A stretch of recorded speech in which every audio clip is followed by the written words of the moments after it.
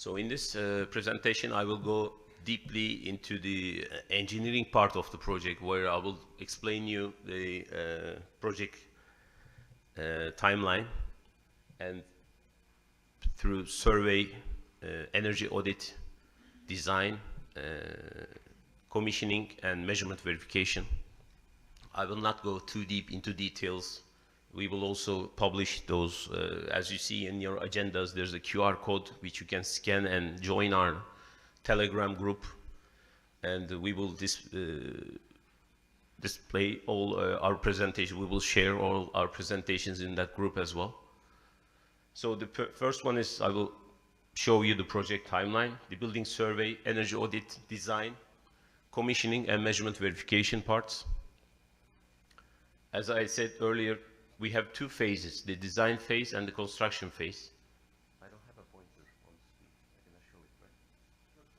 First one? But it doesn't show.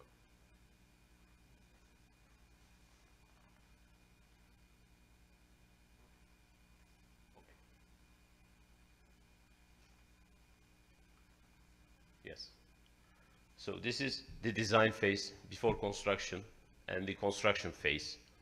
In the design phase, we have a building energy survey, and then we have the investment grade energy audit, design, and the plans for commissioning and measurement verification. After the design phase, the construction starts. Then when construction ends, we will do the commissioning part, then the measurement verification and the measurement verification reports.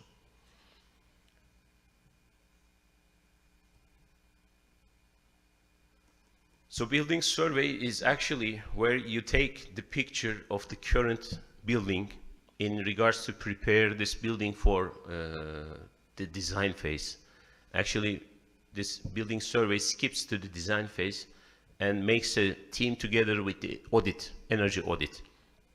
Because you have to have the current building. Yes, we do have the current cadastre files, and we share it with potential bidders.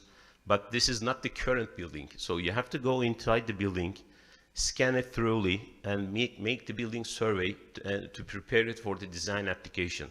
You need to have the status of current building in regards to these parts. Actually, you need to have a general survey, a site plan, floor plans, appearance, and cross sections.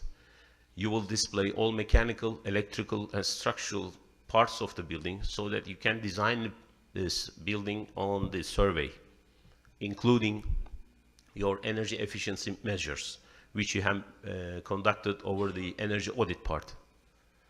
So the mechanical part, providing a detailed presentation of central heating system, pump groups, heat exchangers, valves, accompanying equipment in the technical volumes, assess the condition of chimney and determine the needs to be renewed. Current situation of natural gas installations should be evaluated, along with displaying the cooling groups, cooling towers, if any, circulating systems, and related pipeline equipment. Moreover, the equipment in the main center of the sanitary hot water system and the areas where engine replacements will be carried should also be shown. Modulating control equipment, if any, need to be shown. If no operation is planned, the piping installation outside the technical volumes of the building may not be necessary to display, but the areas to be operated should be detailed. So this is actually where your experience shows. You don't need to show everything. You don't need to do the surveying of every part of the buildings. You just need to do the surveying of the part where you will perform your EEMs according to your energy audit. That's why the survey people should work together with the audit team in order to decrease their workload, so that there's no extra workload provided. On the electrical systems, it's the same. You need to focus on areas where you will be performing your EEMs. So these actually need to be shown for the design team to work on and perform the energy efficiency measures. For the static, this is where actually the renewable energy part comes, because these are mostly rooftop solar panels. You can also place them in parking lots and on the ground, anywhere suitable. But in energy efficiency projects, static studies are mostly related to carriers for the installation of PV panels on rooftop. In this respect, static projects should be prepared in applications such as PV and solar thermal systems to be installed on the roof, new steel constructions for parking lots and similar areas. Since such applications will generally be installed on existing buildings, survey projects are very important. If the condition of the existing roof is not suitable to safely carry the load of the system to be applied, example given non-engineered timber standing seam roofs, roofs with elements that have experienced excessive deterioration and section loss, the system will be installed on the building's structural system. Now on the energy audit part. So we have primarily 3 levels, actually 4, including the preliminary, 4 levels of energy auditing, which we perform on the building selection. We do the preliminary, as we call, walkthrough energy audit, where we get the data on the building and do a pre-screening of the current status of the building and define if any EEM can be included in the project investment, what the preliminary costs will be, and if by preliminary calculations the building is suitable for the selection criteria, and include them in the project for tendering.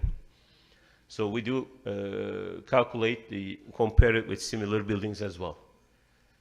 And then, as I said, these are rough costs and savings on EEMs, and identify the capital projects, because we need to see, as I said, if natural gas system is enough to switch. Mainly in Uzbekistan, coal boilers are used for heating, so we need to either district heating or coal boilers. Some places we have seen natural gas, but mostly it's coal and district heating. So in this regard, we need to see if the building is eligible for natural gas installation, or maybe in some cases electric boilers. Then in this time, you need to see if the electric grid is capable of providing that energy required for the electric boiler. And you can also do hybrid systems as well. You can just install a PV panel and do a self-production on electricity to provide the electricity need and make the base load of the building through PV panels, and work your way through there. And lastly, which you will actually provide, is the detailed survey analysis, which you will do the refined analysis and hourly simulation of the building. As I said, we are benchmarking before audit, and we do the planning of the audit, because these are living buildings. So you need to perform your audits while the building is in operation. This is a school or a hospital, so you need to perform your measurements, and you need to let the officials, the building owners, know when you will visit the building, how you will provide the measurements. So you need to make a plan for this, and when you will go, how you will measure, where you will measure. You need to provide it with a detail. Then this is the audit part, the third one, implementation, and the last one is the measurement. So some details about how the audits will be performed. You do the preliminary reviews, conduct site assessments, we do visual inspections, develop a time plan for field visits and measurements, conduct field measurements, and conduct field interviews, because asking information regarding the building to building owners is very important. You should ask them, you should be informed about how the building operates, what the problems are. You can only hear them by building officials. So you need to ask them what the problems are, how they can be solved, what they think what main problems are. So you need to interview all officials in the building, operators. Then we do the data analysis. Well, you will describe the audit scope, review energy baseline, conduct EEM calculations. As I said, these buildings do not fit the comfort levels required by the project. These are underheated, underlightened, so you need to provide, see what the current comfort levels are through the current consumption data, and you need to adjust those to according to the adjusted baseline. So then you need to start calculation of EEMs and show what the savings will be. As I said, determine the investment cost. We ask you to provide as good engineering as you can. We need good EEMs, not just regular ones. So, but your MPV needs to be positive. Your payback needs to be less than 15 years. So those are all our criteria in the building, in the project. So these also need to be met. Establish the proposed investment scenario and conduct financial analysis. Yes, as I said, this is the initial energy use evaluation report, evaluation by reviewing all utility data and do this current system scan. Conduct site assessments, and then the data analysis. Revise the baseline energy consumption using data collected in previous tasks. If national norms for lighting, heating, cooling are not met, as I said, comfort levels in the existing status of the building and current baseline does not represent a fair benchmark for energy use of previous years, an adjusted baseline shall be generated so that the energy consumption of the building before and after energy measures are implemented can be counted in a fair and correct way. Identify EEMs and their investment costs, energy savings and cost benefit. Develop scenarios for different combinations of EEMs with consideration of cross effects between different EEMs. That's actually building energy auditing comes different from industrial energy auditing, because in buildings you have cross effects. So you need to think about all these parts, and the audit report should document methodology, assumptions, and supporting calculations. We will give you an audit template for the energy audit report and ask you to follow it. And the audit report should be prepared both in English and Uzbek and clearly written. Revisions shall be made by the consultant in calculations and other documents in case of any discrepancy and mistake recognized during the construction phase. These are the investments, possible investments that can be made under the project. So for building envelope improvements, we have wall, roof, and floor insulations, window and door replacements, window optimization, more natural daylight, heating and cooling systems, hot water systems. You can do the boiler upgrade, refurbishments, fuel switching. As I said, coal is not supported in this project, is not allowed, so you need to either select natural gas or electricity fueled heating systems as heat pumps or electric boilers. Installation of plumbing pipes and equipment, chiller, AC replacement, heat pumps, cogeneration to regeneration. This is very advanced. Building automation and heat recovery systems. For lighting, you can select from electronic ballasts if regular ballasts are used as old fluorescent lights, motion sensitive sensors, compact fluorescent lamps, and LEDs. For power systems and other energy using systems, pumps and fans, renewable energy systems, domestic hot water with solar energy, rooftop PV panels, and heat pumps. So this is how we do the ESA assessment in a building, current building, when we are selecting it. We do start with construction area because we need to focus, we want to focus on the buildings with the largest construction area possible, at least for the initial phases of the project, whether it's too big or too small for EPC model contract. Of course, we do need to include smaller buildings in the project because if smaller ones are left to the end, it will be harder to group them and make a tender package. Baseline energy use reference, whether it has too few or much energy use, for instance, larger than 250 ton oil equivalent or not. Mixed scenario savings, whether it presents a relatively high savings % opportunity or not compared to other buildings in the same lot. Mixed scenario implementation cost, net present value, as I said, it has to be positive. Internal rate of return, simple payback periods which need to be less than 15 years, building end use, and complexity of EEMs. So as Murat Bey will also show you in the afternoon on the preparation of bids, we will show you how the bidding process works and how the complexity of EEMs actually can make you win this tender, because through a complex EEM preparation, you can always lower your investment cost and make higher savings. Sorry.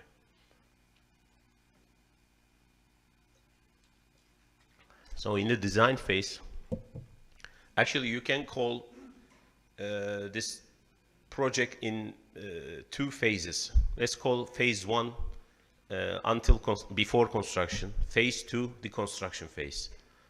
In phase one, you can also divide them into, you can say phase 1.1 as survey and audit, energy audit, and phase 1.2 as design. Then you will switch to phase two, where you will perform the construction. In the design phase, this is the most important part, because this is where you actually define how your EEMs will be implemented in the current building according using as base the surveys you have provided earlier. So the design will be built onto the survey projects and the energy audit EEMs you have studied earlier before entering the design phase, and this will actually make your define your BOQs for the construction phase. So the technical designs and all tender documents for the construction shall be prepared based on the approved energy audit report and a cost-benefit analysis using clear energy savings indicators, which then should be monitored and verified upon project completion. Following the approval of the preliminary design stage report and the agreement between the client and the beneficiaries, the consultant shall prepare detailed renovation designs and specific technical specifications for works. The compliance of renovation designs with standards and regulations enforced in Uzbekistan shall be certified by the consultant. The specifications shall be prepared in accordance with the building code, current bylaws, and related Uzbek regulation and standards. Company should also propose measures to be taken in order to meet national norms, standards, and legislation about additional aspects. So the draft renovation design must be submitted to the beneficiary for formal consent and to any required third parties for review and certification. Any comments provided by the beneficiary, third party auditor, or client must be taken into account before the designs are finalized. The commissioning part. So the commissioning actually helps to deliver a safe and healthy project, optimizes energy use, reduces operating costs, provides adequate maintenance, personnel orientation and training, and provides documentation. As I said, this is a living building, so before you start the construction phase, you need to take over the ownership of the equipment of the building. Then, after construction, you need to commission these equipment you have provided through the EEMs back to the building beneficiary owners. So this is, as I said in the timeline, first you will provide the commissioning plans, how you will do the commissioning of your EEMs after the construction is completed. So for that you need to prepare a plan as for measurement and verification, because as per the EEMs you have offered, you need to provide all the plans, how you will commission, how you will take ownership, and then how you will do the measurement verification, how you will prove that your savings are actually working. So for commissioning, the principles should be: create measurable project performance indicators, planning and executing the commissioning process, verify and document compliance with requirements, effectively transfer all required knowledge. I can give you just two simple examples of commissioning. So you will, let's say, switch the boiler with a wall-type condensing natural gas boiler.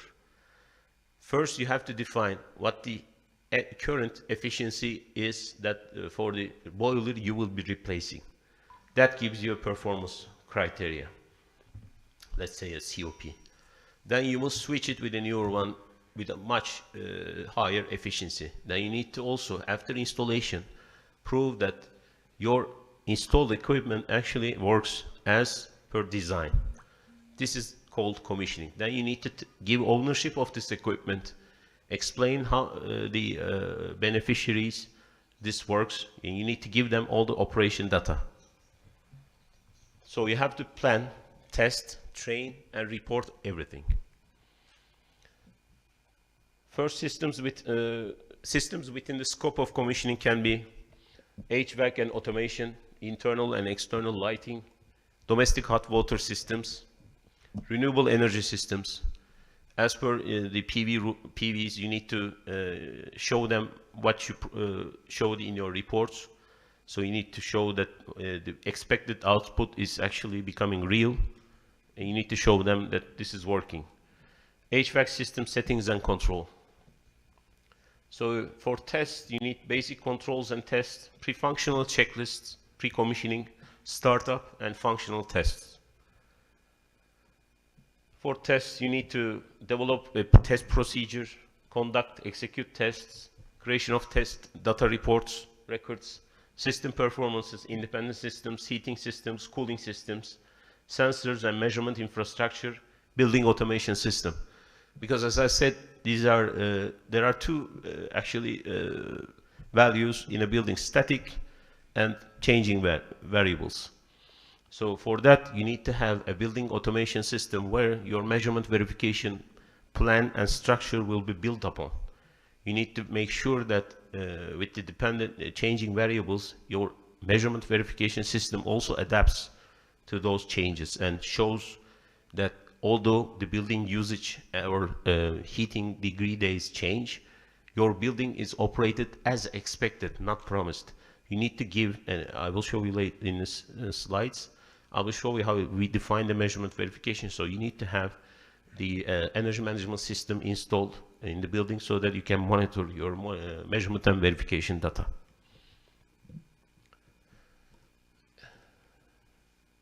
So the final reporting part, the commissioning report, equipment and systems in scope as defined in your energy audit EEMs, executive summary, issues log, function system flow charts, test checklists, pre-functional checklists, startup checklists, functional test forms, training certificates, and system manuals. The measurement verification part. So as I said, there are three periods that need to be handled in measurement verification. First, the baseline period.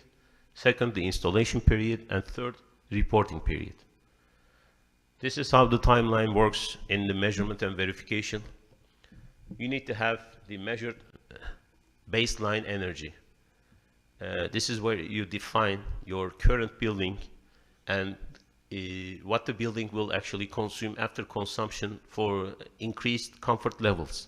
So you need to define these. Then you have the adjusted baseline part here. Let's try. It's not working. Nope. The green part, you have the adjusted baseline energy as savings or avoided energy consumption, which will lower and pay back as per the ESA, Energy Service Agreement, the loans, the investments. And this is the reporting period. As I said, in the baseline period where you will submit the plans, you will tell us how you will measure what method using IPMVP, International Protocol on Measurement Verification. And this is the plan you will use for the reporting period. So the measurement verification for the baseline period should include the energy efficiency measures, the variables, the static factors, and other definitions. Measurement verification plan is actually very complex and needs to be thoroughly thought about, because this will include your EEMs in the energy audit report, the design, the metering architecture. As I said, you need to have a building. You can call it an automation or you can call it a building energy management system, but you need to measure. So you need to have a metering architecture built into the building through the EEMs. You need to measure rooms, what the temperature are, how they can be managed. If they open the window, they lower the inside temperature, so your natural gas or any heating demand increases. You need to measure those so that you can see what your measurement verification data is coming. So applications, energy management system, operation, data collection, performance test, and before-after measurements. Commissioning is important here because after installation, you need to measure your current performance of installed equipment so that you know if there's any differentiation from expected values. So if so, you need to modify your measurement verification plan in order to adjust your measurement verification reports. So impacts multiple processes. In the implementation phase, while shaping the meter architecture defined in the energy audit, the algorithm for the mathematical model in the measurement verification plan is created. For example-based analysis, pre-assembly measurements should be taken at the beginning of this process during plan preparation. Although not shown very clearly, I'm giving here an exemplary EEM table of a building currently under the project. So we have the installation of walls, 100 millimeter rock wall for 2,700 square meters of wall area. We have replacement of windows, 5 chamber, 2 EE glass, so U value of 1.5, and for an area of 1,200 square meters. Replacement of doors for 85 square meter area. Installation of roof ceiling and floor ceiling. And 2 units of 150 kilowatts volt type condensing boiler replacement. This can be a volt type natural gas boiler, electric boiler, or maybe a heat pump system. So you can always, you know, as I said, make the EEMs as complex as possible. So these are 2 units. So this building will be heated through a 300 kilowatt volt type condensing boiler. Revision of heating installation, installation of automation, energy monitoring system with outdoor air compensation, replacement of all thermostats of radiators, and rooftop solar PV panels, 27 panels of 10 kilowatt peak. So this makes around, no, it's 2 sets, so it's 20 kilowatts of rooftop. So we expect this building to save around 80 to 80% after these installations are made. Of course, this data is based, the saving ratio is based on the adjusted baseline, not the current energy consumption of the building. Because through these applications, this comfort level of this building will be increased from current situation. Here you will use the heating degree days. So the climate area of the building is very important in defining your measurement verification plan, because this building, as I said, has static factors and changing variables, and HDD is also a changing variable, so you need to adjust your measurement verification plan according to the heating degree days of where this building is located. If not, you will adjust your measurement verification plan, should adjust itself to these values. So as I said, with the heating system, this is the equation that should be provided by your measurement verification, where you have the static factors. So this is a simple equation as AX plus B. So the X will be the heating degree days, and this is the base load of the building. So you will have this equation where you will see that every heating degree day will adjust according to this graph. So the reporting period, as I said, at this stage, the monitoring system data is analyzed in light of the adjustment defined in the measurement verification plan. The periodic measurement verification report calculates the gains achieved and verifies performance. And this is how we verify the savings as we sign the contracts with beneficiaries for the energy service agreements. So the project actually works in the survey, the investment audit, then the design, and after that providing all the plans for commissioning and measurement verification. Through the construction phase and rehabilitation construction, the commissioning, measurement verification part, and measurement verification reports. So as you see in a whole, this project checks itself, verifies all the savings, and proves that the EEMs proposed actually are installed correctly, operated correctly, and saved as promised.